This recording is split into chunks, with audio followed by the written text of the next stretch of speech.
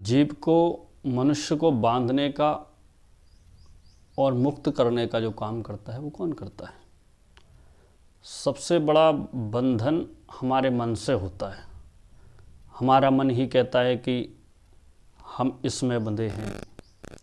हमारा मन ही जब स्वतंत्र हो जाता है, हम तो कहते हैं कि नहीं, अब हम स्वतंत्र हैं, हमें कोई बात की चिंता नहीं है। तो आप किस तरीके से स्वतंत्र हुए?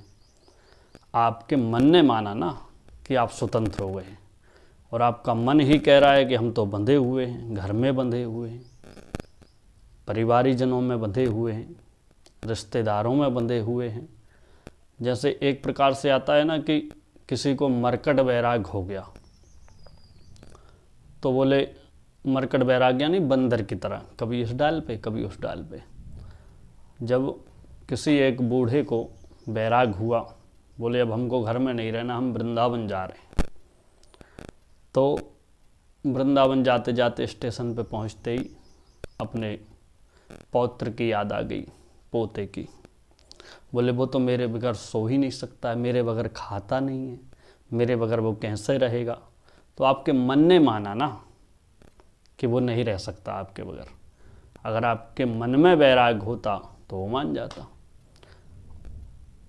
इसीलिए कहा है कि मन एव मनुष्याणाम कारणम बद्ध मोक्षयो, बद्धम तु विषयासक्तम मुक्तम निर्विषयम मना। और विष्णु पुराण में पंक्ति बदल गई है कि बंधाय विषयासंगी मुक्तये निर्विषयम मना।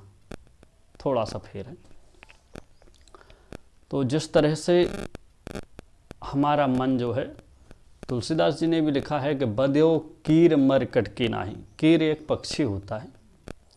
जैसे कोई तार है, उसमें पाइप लगी हुई है, और उस पाइप पे आकर के कीर पक्षी बैठा। तो बैठते ही वो पाइप तो जो है, पाइप मोटी है, तार पतली है, तो पाइप मुड़ती है, घूमती है। तो वो ये समझता है कि इस तार ने, इस पाइप ने मुझे पकड़ लिया है, और वो उसी पे घूमता रहता है कि अब तो मुझे पकड़ लिया इसने, अब मैं कैसे छूटूं।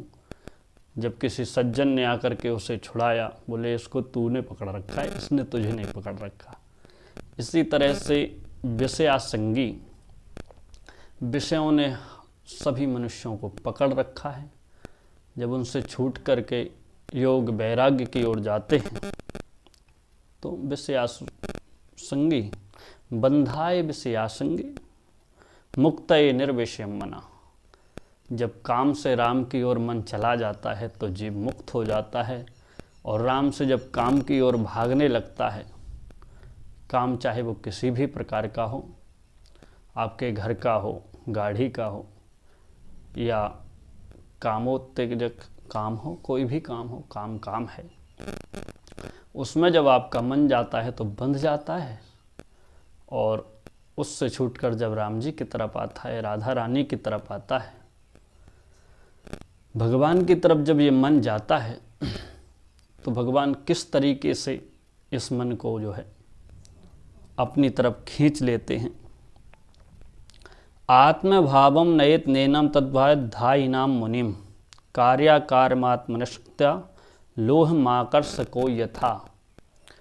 एक मणि होती है जिसका नाम है अयस्कांत मणि, जो लोहे को अपनी तरफ खींच के अपने में मिला लेती है। इसी तरह जब जीव भगवान की तरफ बढ़ता है तो भगवान भी चुंबक की तरह, उस मणि की तरह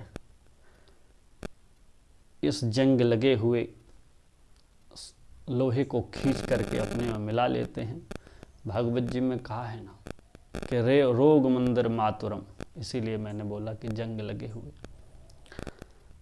शरीर में किसी भी छिद्र को देख लीजिए, जहां भी आप देखेंगे, जहां भी हाथ डाल दीजिए, नाक में, कान में, मुंह में, जहां भी नवद्वारों का ये ग्रह है, कहीं भी आप हाथ डाल देंगे तो सिर्फ मल निकलेगा। और इस मलीभूत शरीर से अगर आप भगवत धाम को प्राप्त कर जाएं तो ये आपकी विशिष्टता है। योगी किसे कहते हैं? जिसका मन इन सारे झंझावादों को छोड़ करके आत्मज्ञान के प्रयत्नभूत यम नियम आदि की अपेक्षा रखने वाले जो मन की विशिष्ट गति